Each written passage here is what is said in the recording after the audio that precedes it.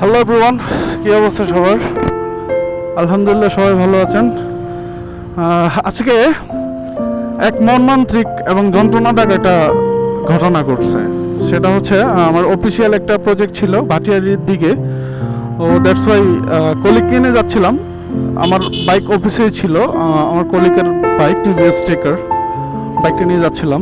So link রোডে যাওয়া অবস্থায় স্পিড মেবি 70-75 ওভারঅলে ছিল। অ্যাজ এ ব্যাড লাক বাইকটা তখন ইঞ্জিন চিজ করে, তো রানিং স্টার্ট অফ হয়ে যায়। অনেক ট্রাই করার পরও স্টার্ট নিচ্ছিল না। পরে যেটা আসলে চেক করলাম, দেখলাম যে কম্প্রেসার ছেড়ে দিছে। ওনার ফিস্টনের প্রবলেম ছিল, অনেকদিন যাবৎ ফিস্টন চেঞ্জ করার কথা ছিল, বাট ফিস্টনটা সে চেঞ্জ করতেছিল না। এটা বাইকের যেটা প্রপার মেনটেন থাকে এটা সে করতো না আর কি।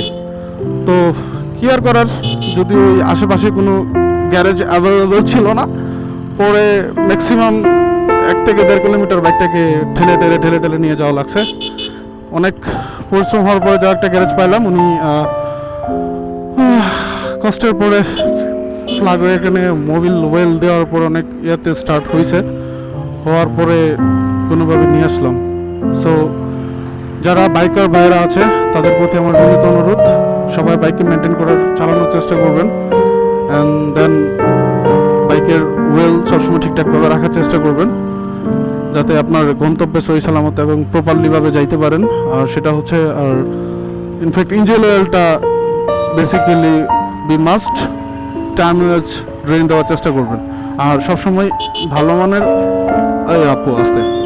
ভালো মানের ইঞ্জিন অয়েল দেওয়ার চেষ্টা করবেন। আর যত সম্ভব পার মান্থ একটা বাইককে আপনার নিকটস্থ এলাকায় গ্যারেজে দেখানোর চেষ্টা করবেন। আর প্রপারভাবে বাইককে যখন আপনি মেনটেন করবেন, আশা করি এরকম ছোটোখাটো বা বড় কোনো প্রবলেম আশা করি ফেস করবেন না। তো আপনার গন্তব্যস্থানে কাজে হোক বা ঘুরতে হোক, সেটা আপনি কমপ্লিট করে আসতে পারবেন। একটা বাইক যখন মাঝ রাস্তায় দাঁড়ায় যায়, তখন ওই বাইকটাকে একটা গ্যারেজ পর্যন্ত নেওয়া বা স্টার্ট করা কি যে একটা কষ্ট, একমাত্র ওই বাইক ইউজারটাই ভালো করে জানে। আর বাইক ঠেলা, আজকে আমি 1.5 কিলোমিটার রোদের মধ্যে বাইক ঠেলছি। সো ওটা আসলে বলে বোঝানো যাবে না কতটা কষ্টদায়ক ছিল। তো যাই হোক, আলহামদুলিল্লাহ গাড়িটা কমপ্লিট হয়েছিল, গাড়িটা রেডি করে নিয়ে আসতে পারছি। এখন ওনার নিকটস্থ এলাকায় গ্যারেজে নিয়ে গেল, যাওয়ার পরে হয়তো ইঞ্জিন রিভিল করতে হবে। তো কি করতে হবে না হবে ওনাকে আমি ইনস্ট্রাকশন যতটুকু পারি অতটুকুই দেওয়ার চেষ্টা করছি, অতটুকু অনুযায়ী কাজ চলবে আর কি। সো সব শেষ করে, অফিসের কার্যক্রম শেষ করে বাসার দিকে রওনা হলাম। সো এটুকুই, ভালো থাকবেন সবাই। আর আমি একজন নতুন মোটো ব্লগিংয়ে একদম বিজ্ঞানার বলা যায়। সো অনেক ভুলভ্রান্তি হলে ক্ষমা দৃষ্টিতে থাকবেন।